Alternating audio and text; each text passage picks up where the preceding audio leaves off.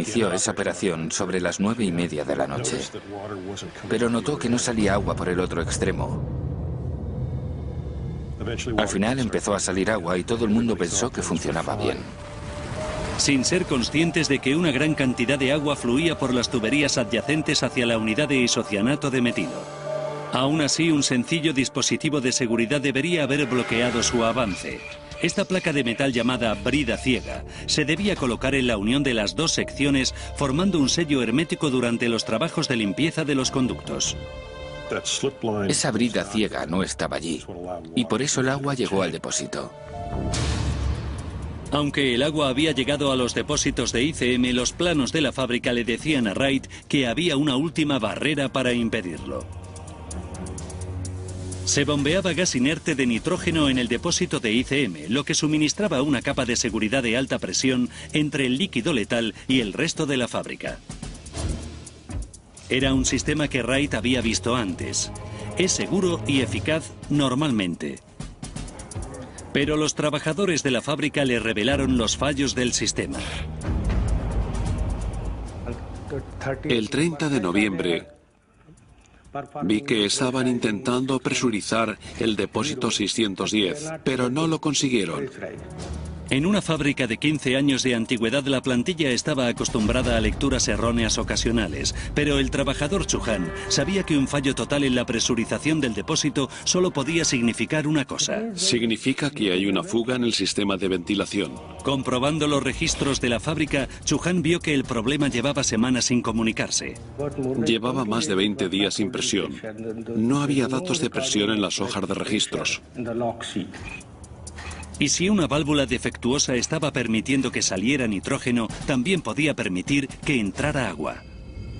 El agua entró en el depósito por esa válvula. Y esa válvula debería habérselo impedido, pero como no lo hizo, el agua llegó al depósito de ICM.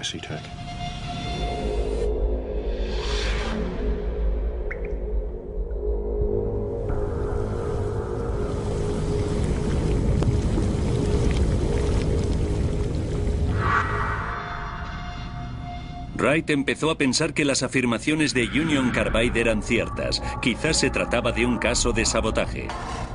Alguien podía haber dañado la válvula de nitrógeno y extraído la brida ciega deliberadamente. El hierro que alimentó la reacción podía provenir de los conductos oxidados. Puede que no previeran un accidente de tal magnitud. Union Carbide afirmaba que un trabajador descontento había bombeado agua en los depósitos de isocianato de metilo. Lo único que estamos intentando hacer es diferenciar algo involuntario de algo deliberado. Pero Wright no había llegado a ninguna conclusión aún. Había más secretos que descubrir. La verdadera historia de Bhopal no trata tanto sobre cómo llegó el agua al depósito, sino por qué ninguno de los mecánicos que deberían haber protegido a la gente funcionaron esa noche. La primera medida preventiva era el depurador de gas del respiradero. Si había alguna fuga peligrosa, debía encauzarse a un tanque alargado con forma de botella y después a un tanque de sosa cáustica que lo hiciera inerte. Cuando Wright se reunió con los trabajadores de la fábrica, descubrió algo sorprendente. Los trabajadores decían que no habían visto ninguna indicación que dijera que estaba operativo. El depurador de gas del respiradero, la primera medida preventiva crítica, estaba fuera de servicio. Wright concentró su atención en otros sistemas de seguridad. El isocianato de metilo es altamente inflamable y una torre de depuración de gases debía estar lista para quemar cualquier gas ICM que no hubiera sido neutralizado, pero descubrió que tampoco funcionaba. Habían extraído un trozo de tubería oxidada de más de 1 metro, pero no había sido reemplazado. Si eso hubiera funcionado, hubiera evitado completamente la fuga. Con 2 sistemas fuera de servicio había solo un último mecanismo para proteger a los habitantes de Bhopal del gas ICM. Había mangueras alrededor de las válvulas de escape y los trabajadores debían rociar con agua cualquier resto de gas que no hubiera salido por la chimenea. El isocianato de metilo se disuelve en el agua, por lo que el gas debía caer a ras de suelo.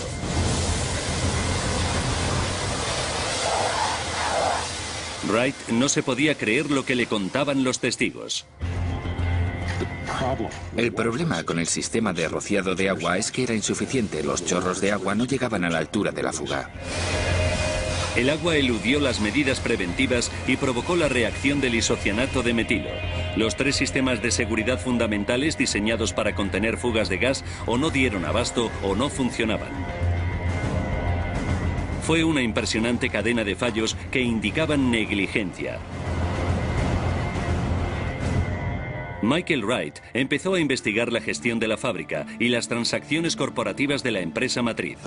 La fábrica estaba perdiendo dinero. Habían llevado a cabo una expansión hacía unos años. Habían analizado mal su mercado. No estaban vendiendo tanto pesticida como pensaban. Y en ese tipo de situación, la empresa matriz siempre presiona para reducir costes. Los trabajadores contaron a Wright que cuando disminuyeron las medidas de seguridad, las fugas pequeñas empezaron a ser corrientes y a veces mortales. Se habían producido por lo menos 5 accidentes químicos en la fábrica entre 1981 y 1984. Hubo otra fuga en diciembre de 1981 que afectó a 3 empleados, uno de los cuales murió. Por tanto, hubo suficientes avisos de que algo fallaba. El recorte de gastos empezó con la carencia de una brida ciega. Esa brida ciega fue crítica para el accidente. Si hubiera estado allí, nunca se hubiera producido el accidente. Para sorpresa de Wright, esta pieza crítica de seguridad había sido ignorada por el recorte de gastos. Un supervisor de mantenimiento que debería haber sido responsable había sido despedido. Por los sistemas defectuosos nadie se había dado cuenta de que se había producido la reacción. Los instrumentos no funcionaban bien porque era más barato no hacer trabajos de mantenimiento. El depurador de gas del respiradero no funcionaba, pero aunque hubiera funcionado no podría haber limpiado tanta cantidad de ICM mortal. Ese depurador solo podía limpiar las ráfagas de los orificios de las válvulas. No estaban diseñados para evitar grandes accidentes y nadie quería gastar dinero en ello.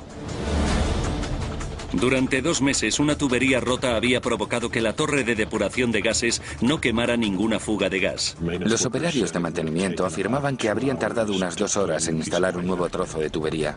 Y Union Carbide America había dicho a sus homólogos hindúes que sus mangueras de emergencia no funcionaban correctamente. Union Carbide les había aconsejado que instalaran mayores sistemas de rociado de agua, pero no lo habían hecho.